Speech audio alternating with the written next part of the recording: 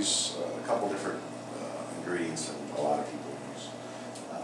This will be more of a Mexican flavor, style, profile. It's got a little heat to it, so if you don't like spicy, you might want to just, I'll figure it out for you.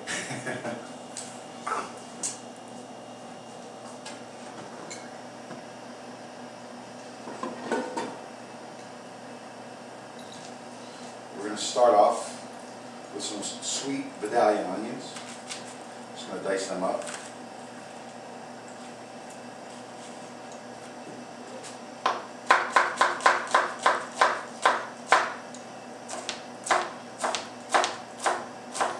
As you might have saw from the clip that they've been playing this afternoon, I'm working on a reality TV show, and it involves sports figures, celebrities, musicians, and my job is to find out their favorite food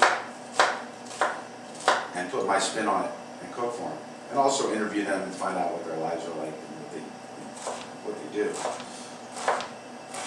And if they have favorite band or favorite music, it's my job to provide the band, or my band will play the music that they like. The name of my band is called the Rockin Grill as well.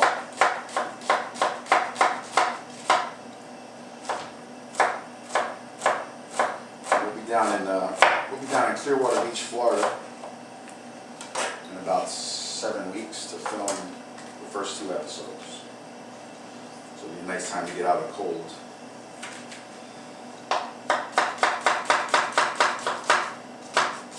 I have my pan heating up over here. I'm going to add a little bit of vegetable oil.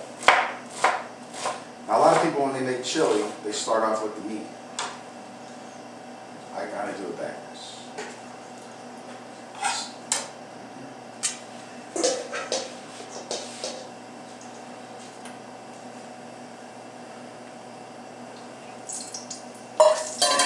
Use whatever kind of oil you like. We'll start off with the onions.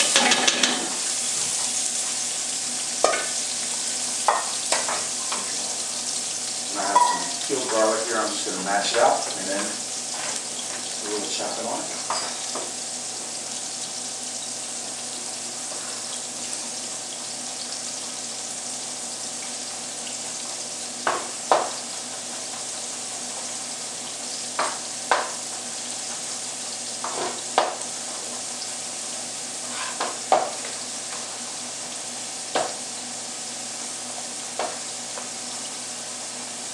Little note, when you're using garlic, the more you dice it, the finer it is, the hotter it gets.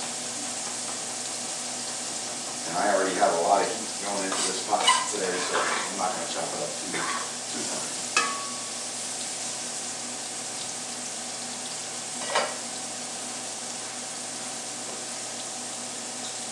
Anybody know any of the history of chili, where it came from, how it was developed?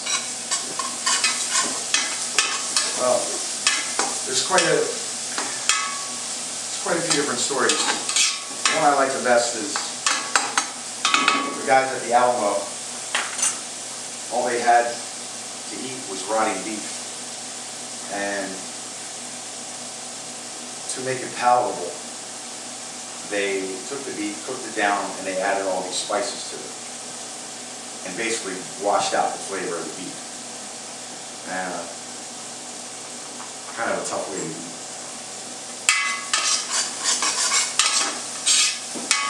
An original chili didn't have beans in it. It was just meat and sauce. That's it.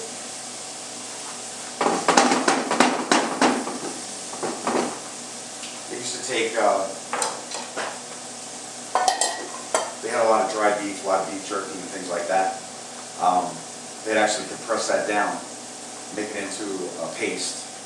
And then when the guys were out on the range, or whatever that would be, they just added water to it and heat it up. And that's what they ate. So instead of chewing on beef jerky, it felt like they were having soup or something a little more hearty than it.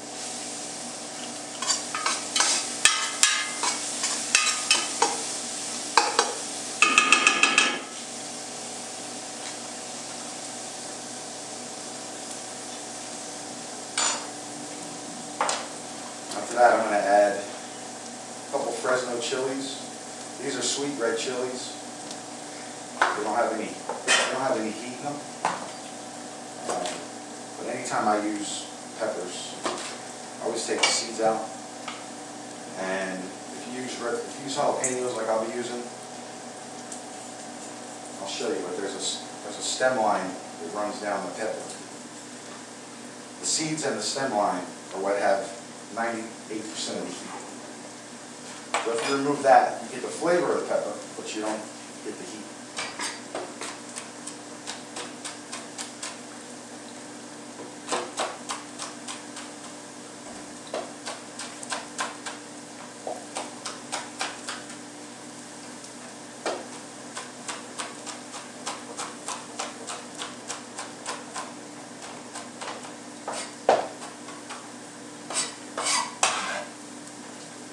Show's going to air? The first episode should be on May 5th. If you go on the Rock and Roll Grill website, we'll have more information on the exact times and the definite date, because we're still working out a couple things.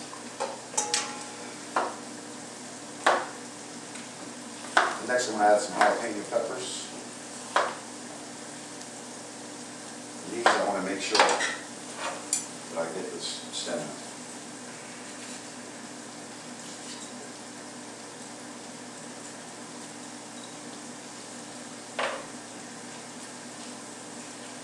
So if you see the white, that's the hottest part with the seeds.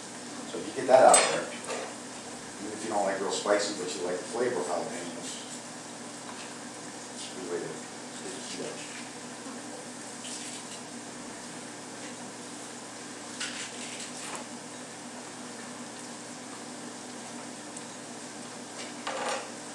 So the finished product we're going to be having later was made last night about 2:30 in the morning after a fun night out playing music and hanging out with our friends.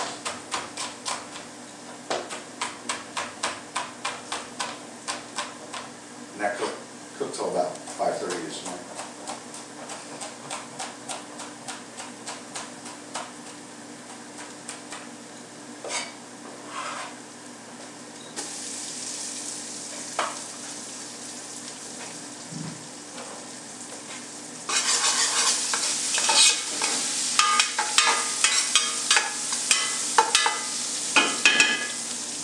Now, a lot of people put their spices in after they're done browning their meat and everything else. I put the spices in first with the oil and the onion because it explodes all the flavor out of the dry herbs. I'm going to use a little oregano, chili powder. I have chipotle powder. And chipotle is just a smoked roasted jalapeno. A little bit of cumin.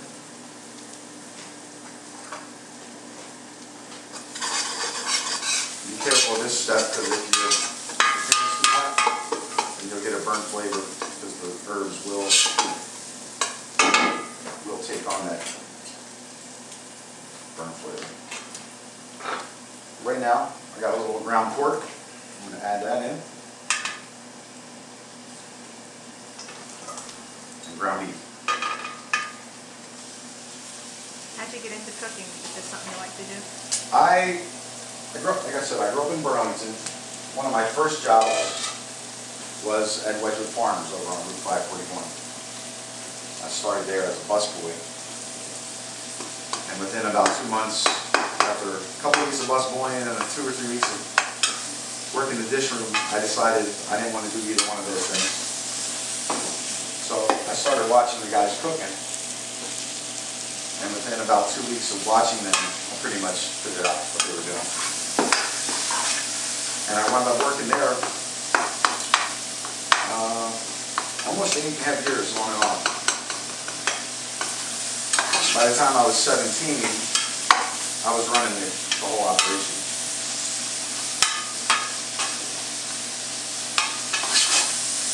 I was telling someone earlier, I went back there about 5 years ago, 6 years ago when I came back from California, and they're still using my old college notebook. It used to be about this thick. Now it's like this thick because it's all caked with food and everything else. All handwritten recipes. We're still using the same recipe. So I worked at Living Farms until I was 21. I went to the culinary school in Philadelphia. Graduated there, and within 3 months of getting out of culinary school, I had an opportunity to go on tour with a band called Flock of Seagulls. I was hired as a lead guitar player for that band, and I wound up playing with them almost 11 years. But the funny thing was, I'd go on tour for 4 or 5 months, and the day I got home, I'd be back in my restaurant, wherever I was living, whether it was Vegas, Miami, LA, wherever I was laying my head at the time. So even though I was playing rock star half the year, I kept pretty grounded, working 90, 100 hours a week in the kitchen. I've had 2 restaurants that I ran in Las Vegas. One was called Sweetwater Prime Seafood. It was a fine dining seafood house. I was there a few years. Very great business. And then I was hired to run an ultra lounge,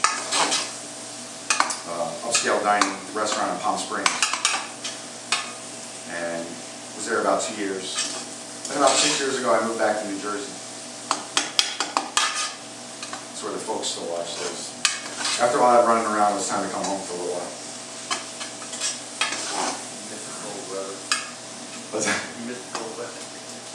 Yeah, I was saying that to myself today. What was I thinking? What was I thinking? Okay. So we got a little oil in there, we got fat from the beef. Now instead of draining all that off, fat has flavor. Fat equals flavor. So I don't throw the fat. What I'm going to do is add a little flour.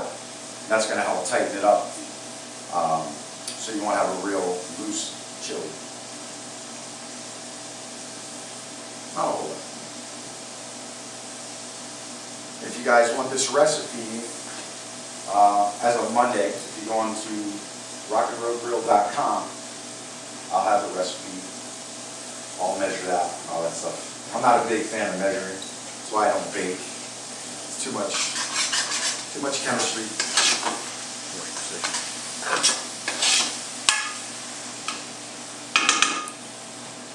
Alright. I'm going to add a can of diced tomatoes with the juice. A little bit of crushed tomato.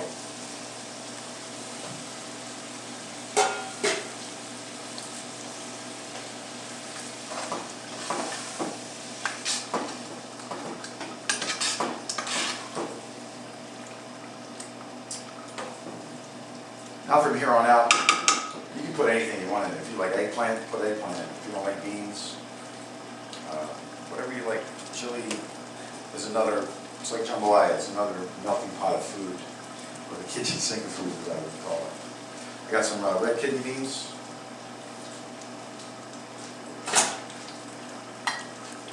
I have some small white beans.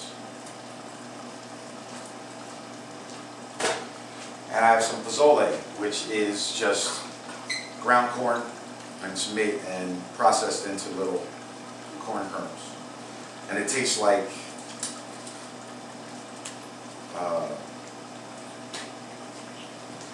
chips, tortilla chips.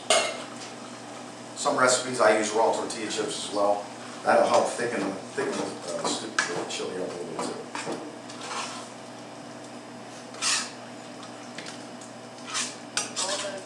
Put in where they drained? Yes.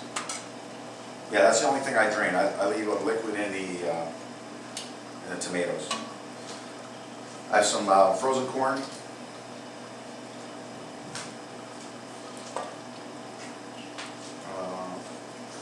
I usually use fresh corn on the cob when I grill it, so you get a lot more flavor out of it. corner right about this time of year.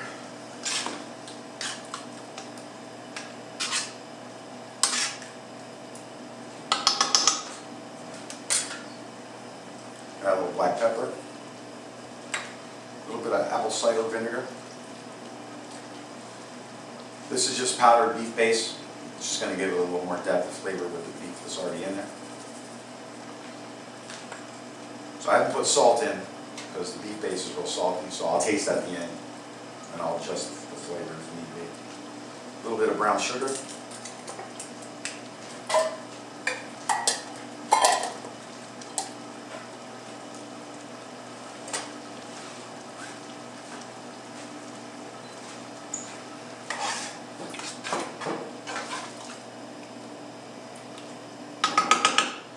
Now for the fun stuff. What I have here is our sauce company. It's called Blackwood Signature Sauces. And to give it a little bit more sugar and a little bit more sweetness, I add some Chipotle barbecue sauce.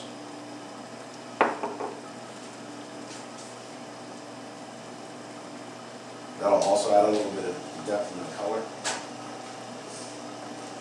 And then we have our hottest of our four sauces, which is our Dante's Inferno, which is, if you like hot, not a whole lot of it.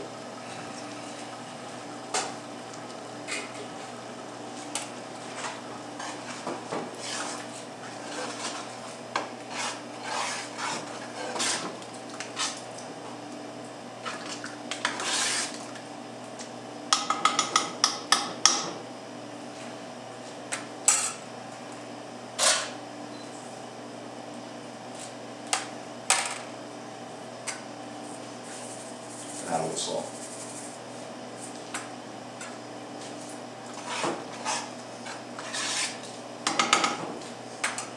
A little black pepper.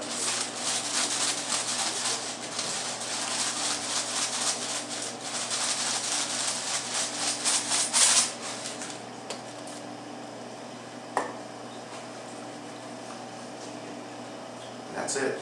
Just gotta wait about 3.5 hours before you eat it. You keep it on low, let it cook, make your house smell good when you're cooking it.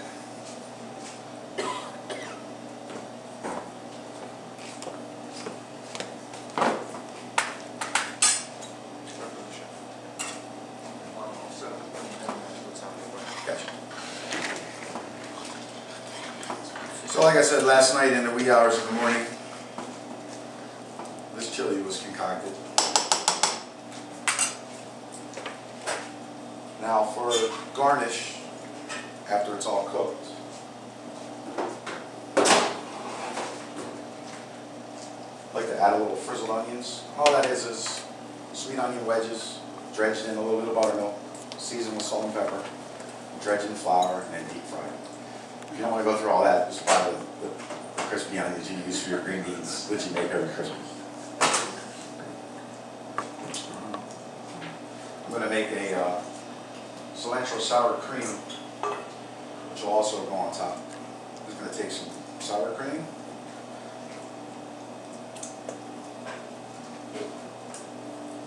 juice 2 limes up,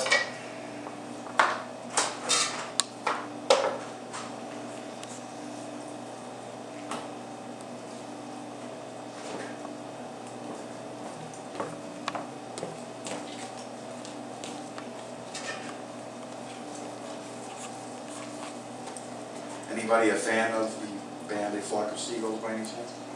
Other than Chef here? Yeah, we had a good conversation earlier.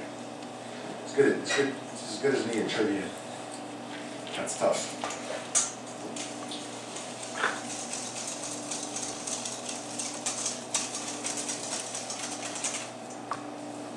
Season out a little salt.